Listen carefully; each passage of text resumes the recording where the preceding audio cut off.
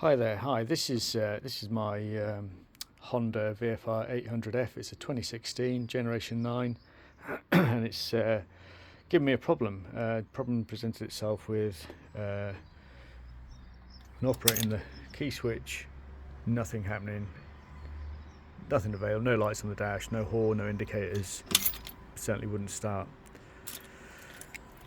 So I went through the routine of checking out the battery. Battery's fine. Checked all the fuses, a couple of fuses there with the start relay, checked the start relay and checked the relays, 3 relays there, 3 relays there, all tested fine. So then focused on the switch itself. Now the switch connects on the left hand side of the bike, and the female socket is here attached to this blue assembly here, slides upwards, and then this male part of the socket goes to I don't know, goes to relays or ECU, but this part goes to the switch there.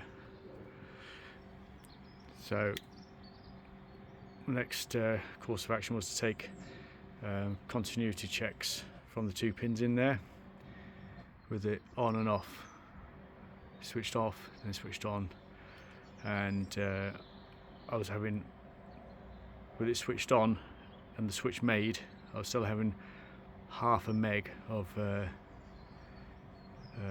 resistance there, so 500 kilo ohms, which was no good. should be like 1 or 2 ohms.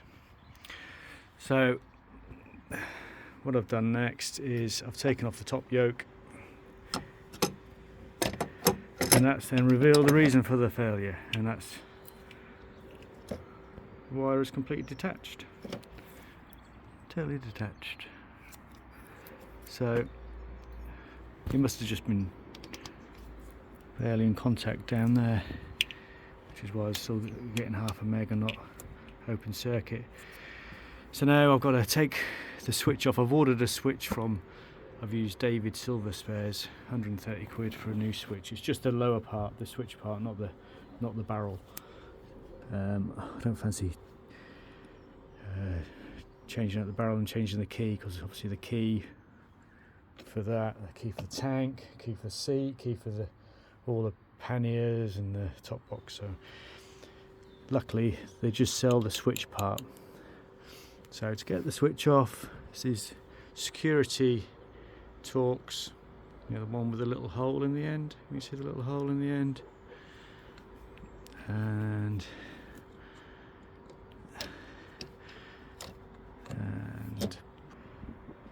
so that's the screws out. There's room for 4 screws, but there was none in that hole, so that one must have come loose and fallen out at some point in the past. So there's 3 screws, that's what they look like. So obviously they're quite specialist, so keep hold of them, because you have to reuse those. And now the switch part can just release from the barrel. There we go. Now all I've got to do now is work out how to feed the cable through.